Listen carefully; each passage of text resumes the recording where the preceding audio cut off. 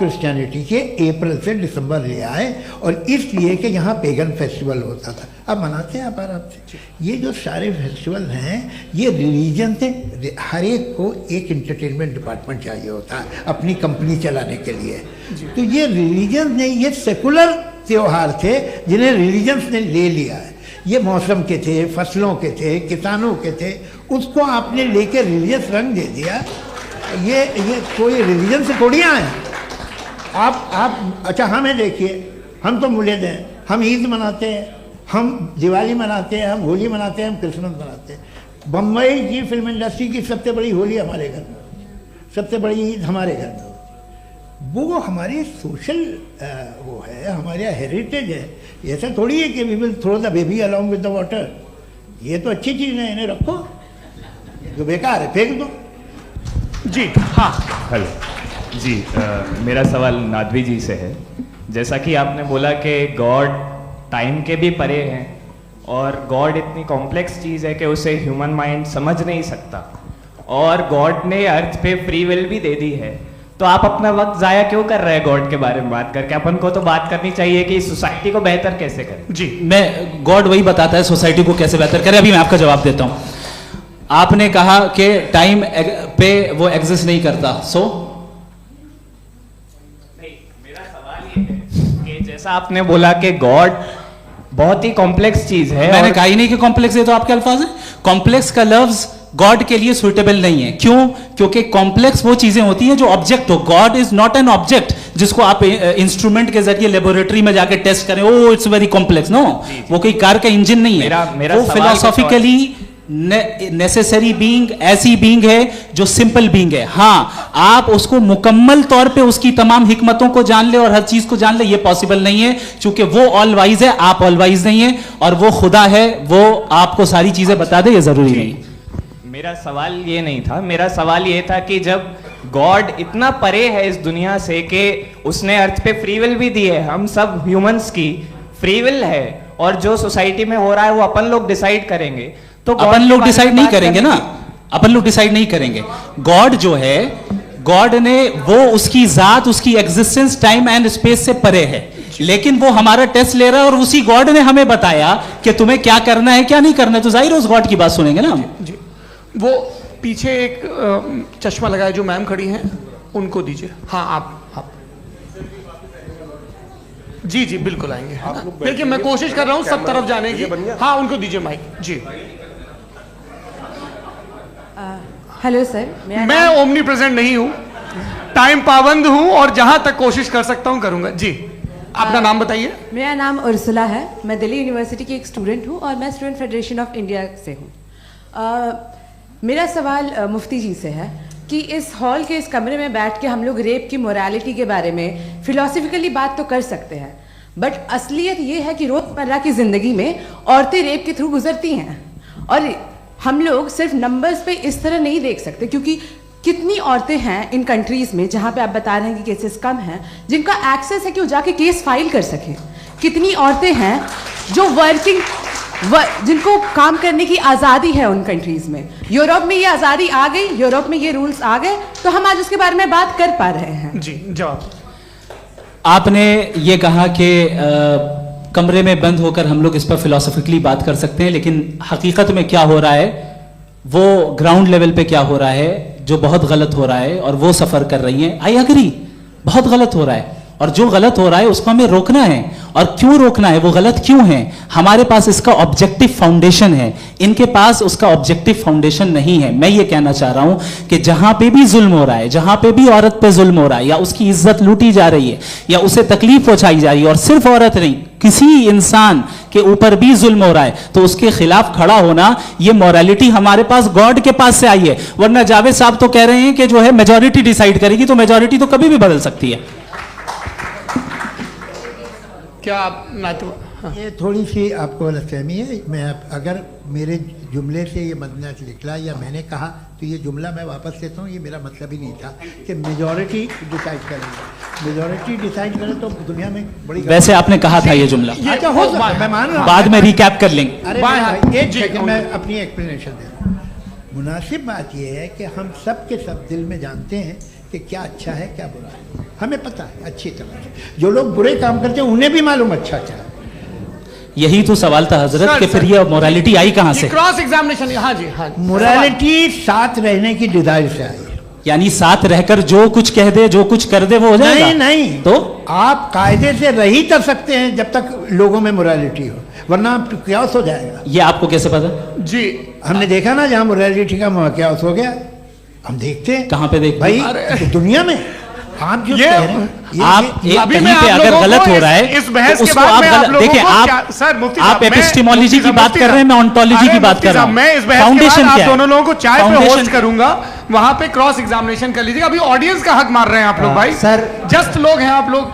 और ये भाई ये एक हाँ बच्चे- उधर उधर आएंगे, उधर इनको आएंगे। भी। जी सर आएंगे आएंगे। अच्छा सर मेरा नाम लईकुर रहमान है और मैं अलीगढ़ मुस्लिम यूनिवर्सिटी का स्टूडेंट हूँ। और जहाँ तक मुझे पता है कि सर जी, यू आर जी। Also product of Aligarh Muslim University. मैं भी उसी चमन का बुलबुल। हाँ सर, तो बहुत खुशी हुई मुझे जान करके कि मैं आपसे मिलूंगा। सवाल सर मेरा सवाल यह है, सर सैयद अलैहि रहमा का नज़रिया यह था कि खुदा के वजूद को अक़ल के दायरे में रह कर के तलाश करना, न कि पूरी तौर से उसका इनकार कर देना। Sir how will you define it? नहीं तो ये तो आप इन्हें बताइए। ये सर, अकल सवाल से रह आपसे। के खुदा का वजूद साबित कर रहे हैं। तो सर आपने सैयद इनकार ने किया। कर रखा है, इस वजह से मेरा क्वेश्चन उन्होंने यही सर से एक सेकंड, सर सैयद ने यही कहा ना कि जी। अकल से आप खुदा के वजूद को हाँ। साबित नहीं कर सकते, यही कहा ना भाई। वो उन्होंने कहा कर सकते हैं और वो कर दिया गया आज। हाँ, वो फोन दो। तलाश करना या साबित करना अकल से अकल से नहीं सर हो सकता। सर अरे सवाल तो सुन लीजिए जी। अकल से नहीं हो सकता है, यही कहा ना आपने। अक्ल से हो सकता है। अरे वो यही कह रहे हैं भाई, आप बता रहे हो सकता है, वो तो कुछ और। आप अगर सर देखो नौजवान, फोन ले लो। वो इतनी ले। कमाल की यूनिवर्सिटी है। अरे भाई दे दो मेरी ना बात जरा, तो- एक मिनट अरे दे दो भाई माइक। मेरी बात सुनो, नहीं, माइक मैं पे समझ- बोलो ताकि जो लाखों लोग देख रहे हैं। माइक दे दो ना। अरे देंगे ना माइक, तुम ठहरो तो। हाँ सर मेरा सवाल ये था कि सर सैयद अलैहि रहमा का एक नज़रिया था अपना कि खुदा का जो वजूद है उसको अक़ल के दायरे में रह करके तलाश करना है, न कि पूरे तौर से इनकार कर देना है। ये उनका कॉन्सेप्ट था। लेकिन मेरा सवाल ये है कि आप इसको कैसे डिफाइन करते हैं, एक्सप्लेन कैसे करेंगे? मैं आपसे मैंने जानना अक़ल चाहता के दायरे हूँ, में- क्योंकि you are the product of Aligarh Muslim University. मुझे अकल के दायरे में रख के मैंने बहुत तलाश की, मुझे मिला नहीं। हाँ ये इधर उधर वो चश्मा लगाए जो, हाँ उनको दे दीजिए। जी जी फटाफट पूछिए, बस 5 मिनट है, 5 मिनट में खत्म हो रहा है। हाँ अस्सलाम वालेकुम मुफ्ती साहब। एंड मेरा सवाल जावेद अख्तर साहब से। क्या नाम है आपका? अरे भैया सब मुझे तो क्या पूछ रहे हो यार? हाँ। फैज फैज पूछिए फैज साहब। तो मेरा सवाल ये है कि अभी जो एथियस्ट है वो problem of evil argument use कर रहे हैं अगेंस्ट मुस्लिम्स, राइट? कि इस दुनिया में इतना सारा ईविल है और अगेंस्ट मुस्लिम तो यहाँ अगेंस्ट थियस्ट। हाँ थोड़ा सा करेक्ट कर लीजिए भाई, पूरी मशक्कत ही इसी बात की थी कि किसी एक मजहब पे बात न टिके। जी, तो बेसिकली ये आर्ग्यूमेंट ऐसा है कि इस दुनिया में इतना ज़्यादा ईवल एग्जिस्ट करता है और अगर एक ऑल गुड गॉड है तो वो रोकता क्यों नहीं है? लेकिन इस सवाल में एक हिडन अजम्पशन ये है कि इस दुनिया में ईवल एग्जिस्ट करता है। अब एथियस्ट ये कैसे ऑन्टोलॉजिकली प्रूव कर सकते हैं कि इस दुनिया में ईवल एग्जिस्ट करता है? मैं आपको बताता हूँ, थोड़ा सा समझा। नहीं सर आप हम लोग इनको सुनने आए। नहीं please don't do that. I want to explain ontology. नहीं हम समझ गए सर, इनको अब जवाब देने दीजिए। अच्छा सवाल पूछ लो। मैं अभी तक क्या था वो मैं थोड़ा सा ऐड ऑन कर लेता हूँ। तुम गुरु, तो हम जब इसका राउंड 13 करेंगे ना तब तुमको स्टेज पे बिठाएंगे। जी तो हाँ जल्दी से।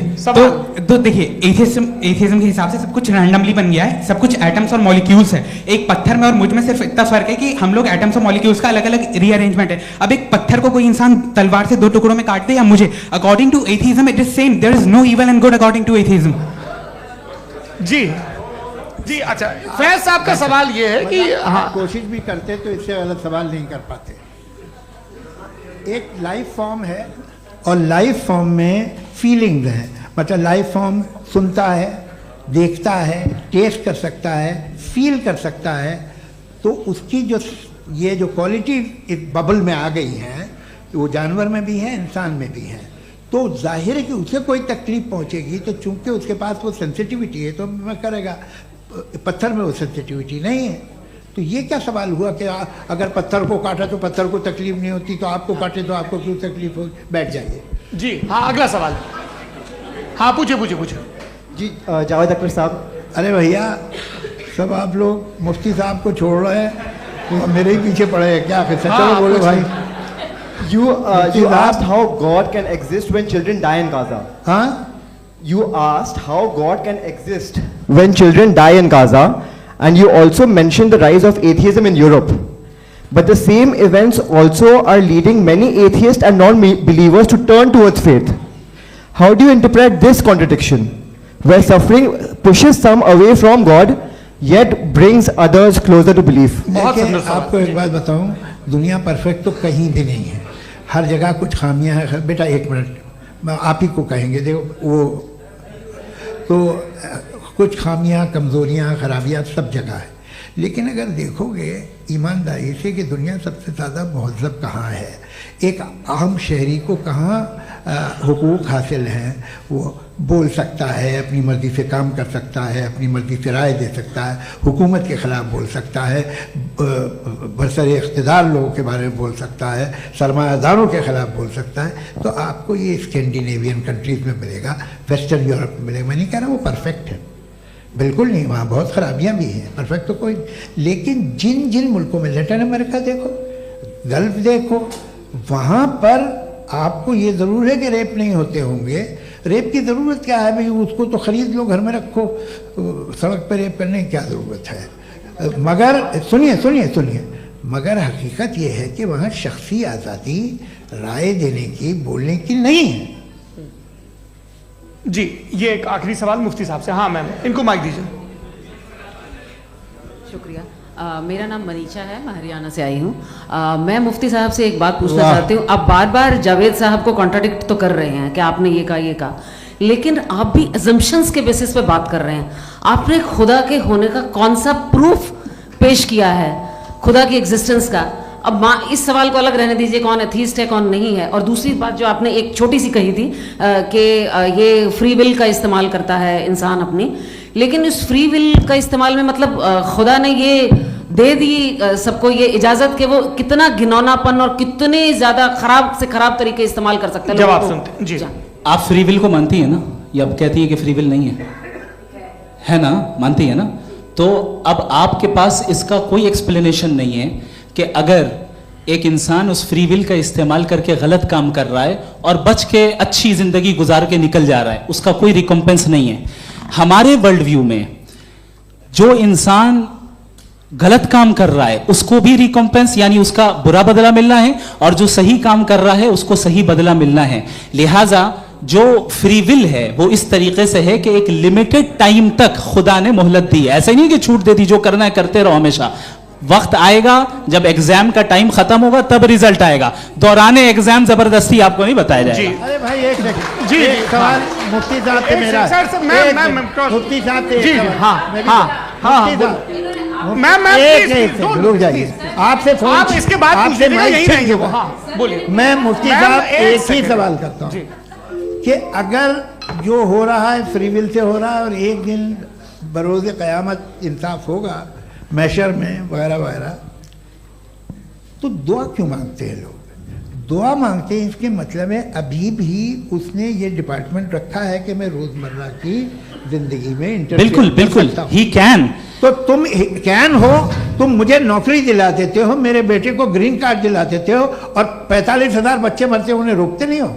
नहीं तो क्या आप ये कह रहे हैं कि इस दुनिया में जालिमों को कभी पकड़ ही नहीं होती है? अरे जो भी पकड़ होगी वो बच्चे रोते हैं। बिल्कुल, देखिए वो और मैंने क्या अपने रोते हैं ओपनिंग बच्चे स्टेटमेंट में यही कहा था आप कि मुझे जनाब नौकरी जावेद साहब दिलवा सिर्फ रहे हैं, इमोशनल मेरी आर्गुमेंट बेटी की जैसे दिस इज एन शादी इमोशनल करा रहे हैं। आर्गुमेंट। ये छोटे मोटे देवियों काम- और इसके सज्जनों, पीछे देवियों और इसके सज्जनों, पीछे का रीजन मैंने बताया क्या है, देखिए, मैं इसके पीछे का बार-बार यहाँ wisdom क्या है पर मैंने बताया। मंच से आप लोगों को सज्जनों इसलिए कह रहा हूं ताकि थोड़ा सा आपके कॉन्शियंस पे जोर रहे कि आपको ऑर्डर बचा के रखना है। वक्त तय हुआ था, ये वक्त पूरा हुआ, आपने इतने धैर्यपूर्वक सुना, मैं आप सबका बहुत बहुत शुक्रगुजार हूं। यदि इन दोनों विद्वानों की इच्छा होगी तो कभी हम इस बातचीत का राउंड 2, राउंड 3, यही तो देखिए खूबी है इंसान की कि बहस मुबाहसे में वो पड़ा रहता है। आप लोगों ने बड़े धैर्य का परिचय दिया, बहुत बहुत शुक्रिया। इसी के साथ ये बातचीत यहाँ पे अब आप समाप्त लोग को होती है। मैं एक बात बता दूं, ये सारी बहस हो गई, अब मुफ्ती साहब और बड़े मुफ्ती साहब इन साथ के साथ मैं खाना खाने वाला हूँ।